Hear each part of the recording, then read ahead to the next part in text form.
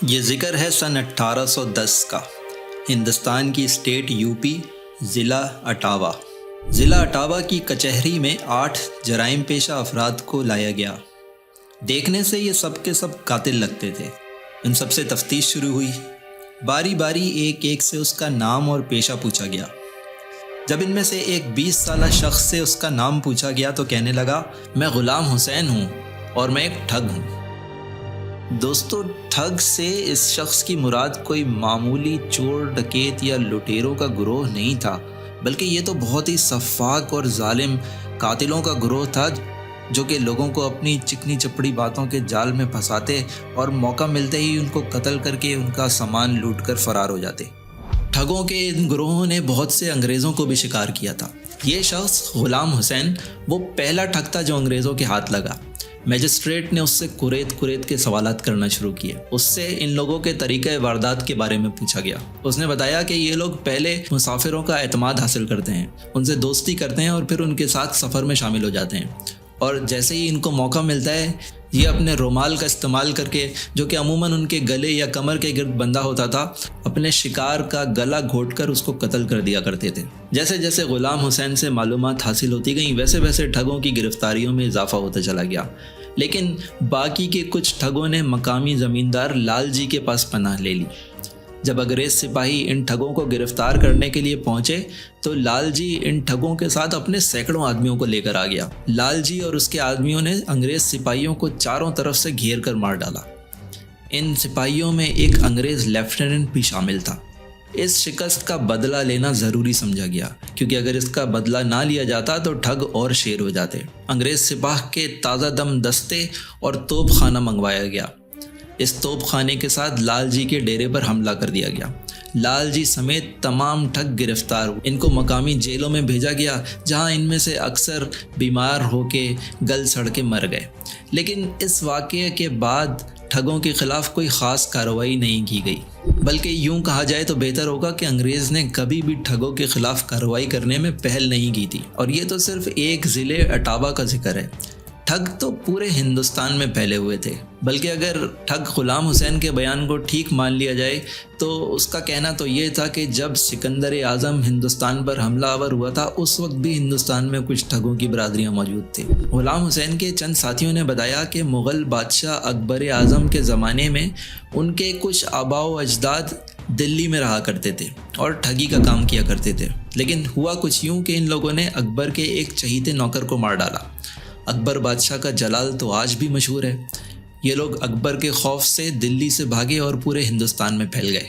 یہ ٹھگ اپنے آباء و اجداد پہ بڑا فخر کیا کرتے تھے، اور یہ چھوٹے موٹے معمولی چور اچکوں کے ساتھ مل کر کام کرنا اپنی توہین سمجھتے تھے۔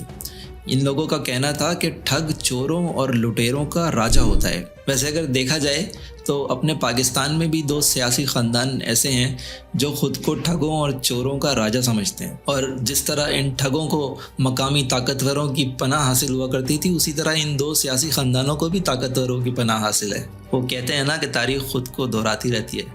خیر، اس وقت تو میں ہندوستان کے پرانے ٹھگوں کی بات کر رہا ہوں۔ دوستو، یہ ٹھگ بہت منظم طریقے سے کام کیا کرتے تھے۔ یہ لوگ اپنے علاقے سے میلوں دور جا کر شکار کیا کرتے تھے اور اپنے نام اور حلیے بھی بدل لیتے تھے، اور جب کبھی ان کو کسی بڑے قافلے کو شکار کرنا ہوتا تو بہت سارے ٹھگوں کے گروہ مل کر خود بھی ایک قافلے کی شکل اختیار کر لیتے، کیونکہ پرانے زمانے میں اپنی حفاظت کے لیے جب کہیں قافلے گزرا کرتے تھے تو وہ اپنی حفاظت کے لیے دوسرے قافلوں کو اپنے ساتھ شامل کر دیتے تھے۔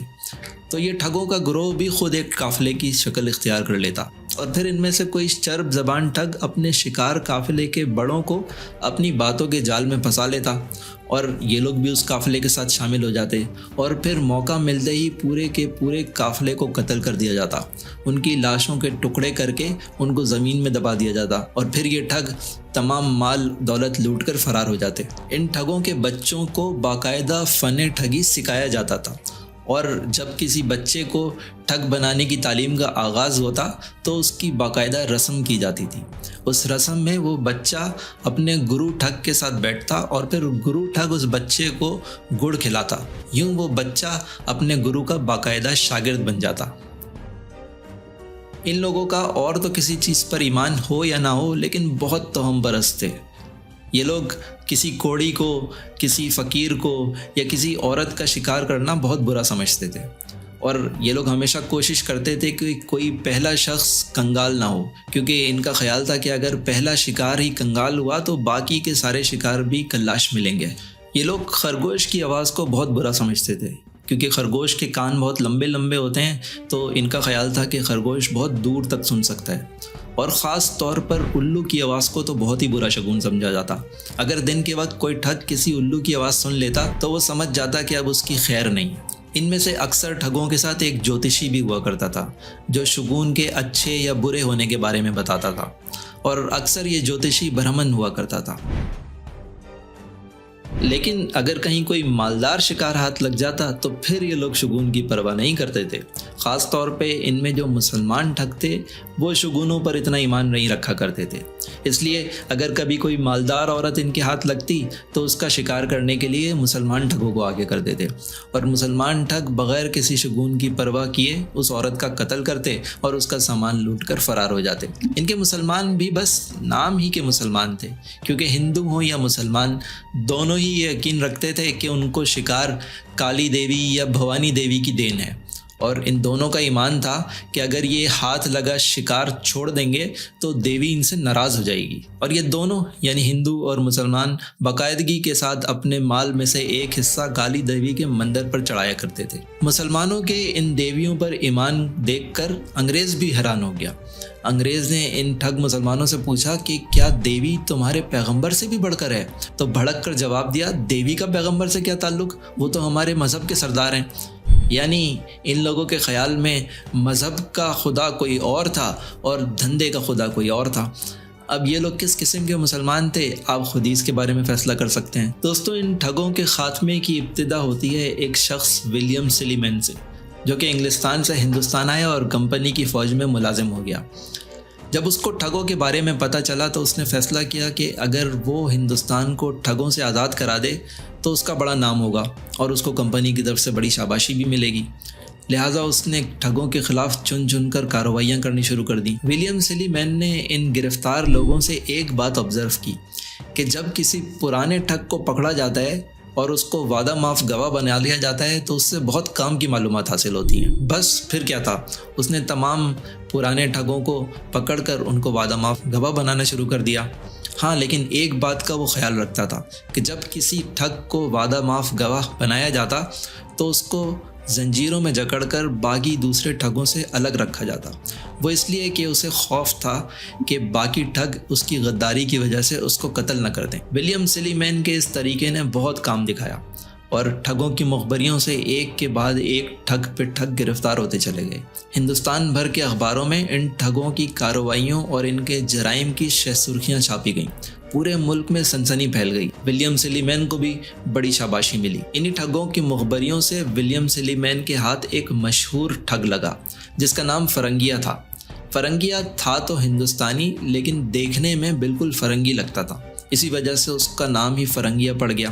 اس کے بارے میں مشہور تھا کہ اس نے پورے ہندوستان کے تمام ٹھگ گروہوں کے ساتھ کبھی نہ کبھی کام کیا ہے، اور وہ ہندوستان کے تمام ہی ٹھگوں کو جانتا ہے، بلکہ ان کے خاندانوں کے بارے میں بھی جانتا ہے۔ سلیمین نے فرنگیا کو اپنا وعدہ معاف گواہ بنایا تو اس کو ایسی معلومات ملی کہ وہ بھی حیران رہ گیا۔ فرنگیا نے سلیمین کو ٹھگوں کے ٹھکانے، ان کے مال تقسیم کرنے کے ٹھکانے، بلکہ ان کے مستقبل کے ارادوں کے بارے میں بھی بتانا شروع کر دیا۔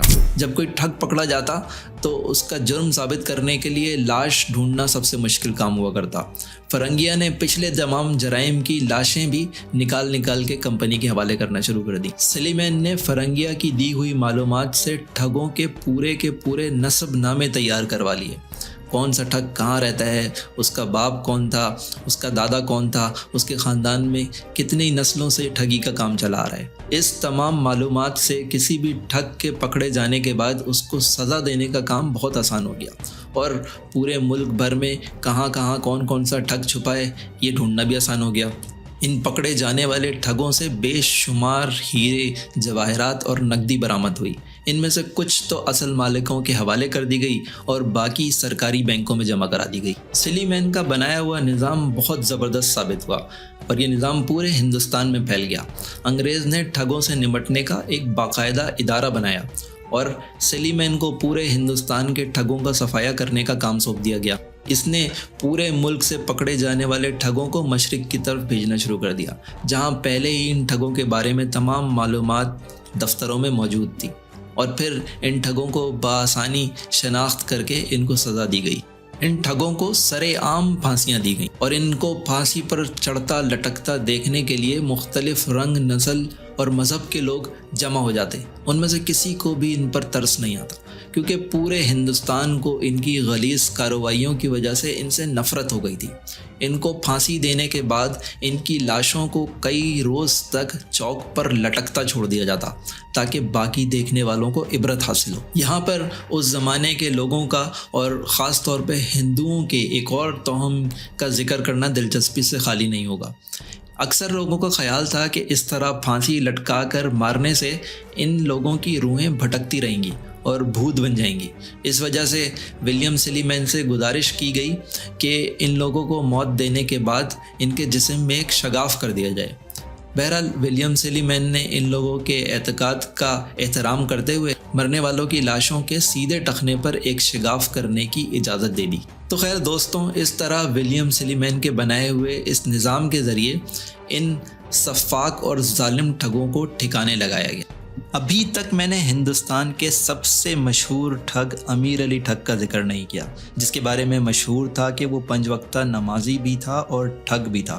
اس کے اوپر باقاعدہ کتابیں لکھی گئیں، لیکن یہاں آج کی قسط میں امیر علی ٹھگ کا ذکر نہیں کروں گا۔ اگر آپ کو میری یہ ویڈیو پسند آئی ہے اور آپ چاہتے ہیں کہ میں ایک اور ویڈیو بنا کر امیر علی ٹھگ کا قصہ بیان کروں تو اپنے کامنٹس میں ضرور لکھیے گا، اور اگر آپ چاہیں تو اس چینل کو سبسکرائب کریں۔ اس چینل کے اوپر میں ہسٹری، پولیٹکس اور جس طرح کے یہ ٹھگوں کے بارے میں ویڈیو بنائی، اس طرح کے مختلف موضوعات کے اوپر ویڈیوز بناتا ہوں۔